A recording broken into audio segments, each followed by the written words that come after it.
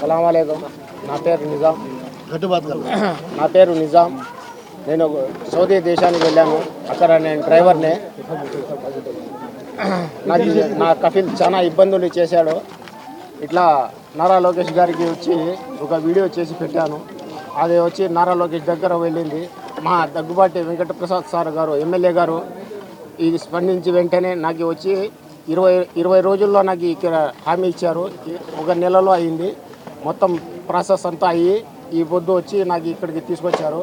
చాలా ధన్యవాదాలు మా ఎమ్మెల్యే గారికి, మధు అన్న గారికి, అలాగే మా రాయల్ మధు గారికి, మా బావగారు ఇస్మాయిల్ గారికి, అందరికీ ధన్యవాదాలు చెప్పుకుంటాం. బెంగళూరు నుంచి ఇక్కడికి నా ఇంటి వరకు రాయల్ మధు గారు, మా ఎమ్మెల్యే గారు, మా బావగారు ఇస్మాయిల్ గారు అందరూ వచ్చి నాకు ఇక్కడ వరకు క్షేమంగా ఇంటికి వచ్చేర్చారు. నాకు thank you CM sir, Daggubati సార్కి అందరికీ రుణపడి ఉంటాను సార్.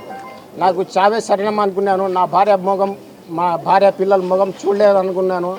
మళ్ళీ వచ్చి ఈ ప్రభుత్వం వచ్చి నాకు వచ్చి ఒక మంచి మా భార్య పిల్లల్ని చూసుకునే అవకాశం ఇచ్చారు. చాలా చాలా దృఢపడి. జై తెలుగుదేశం, జై తెలుగుదేశం, జై తెలుగుదేశం, జై చంద్రబాబు, జై చంద్రబాబు. ఆయన ఇట్లా 3 నెలల క్రితం సౌదీకి వెళ్ళారు. ఆయన అక్కడ 2 నెలల నుంచి ఆయనకి చాలా ఇబ్బంది పెట్టారు. ఆయన సౌదీ చాలా ఇబ్బంది పెట్టి ఆయనకి తినడానికి తిండి లేక, ఉండడానికి స్థలము లేక చాలా ఇబ్బంది పెట్టాడు. ఆయన బయటికి గెంటేశారు. ఆ పరిస్థితుల్లో వచ్చి మా అన్న వాళ్ళకి, మధు అన్న గారికి, ఇస్మాయిల్ అన్న గారికి, మా ఎమ్మెల్యే గారికి వాళ్ళ దృష్టికి తీసుకెళ్ళాం. మేము ఇట్లా చెప్తానే మేము వెంటనే ఆ రోజే సాయంత్రమే ఇంటి దగ్గరికి వచ్చారు. వాళ్ళందరూ కలుసుకొని వచ్చి మాకు ఇట్లా హామీ ఇచ్చినారు. మీకు ఎట్లా తిరిగి మీకు నెలలోగా వాళ్ళని పిలుచుకొని వస్తారు మీ ఆయనకి, మీరేం టెన్షన్ పడొద్దండి అమ్మ, మేము ఉంటాము అని చెప్పినారు. చెప్పిన మాట ప్రకారమే ఆయన మాట నిలబెట్టుకున్నారు.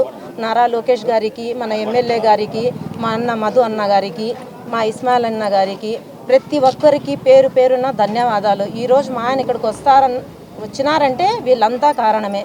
ప్రతి ఒక్కరికి ధన్యవాదాలు.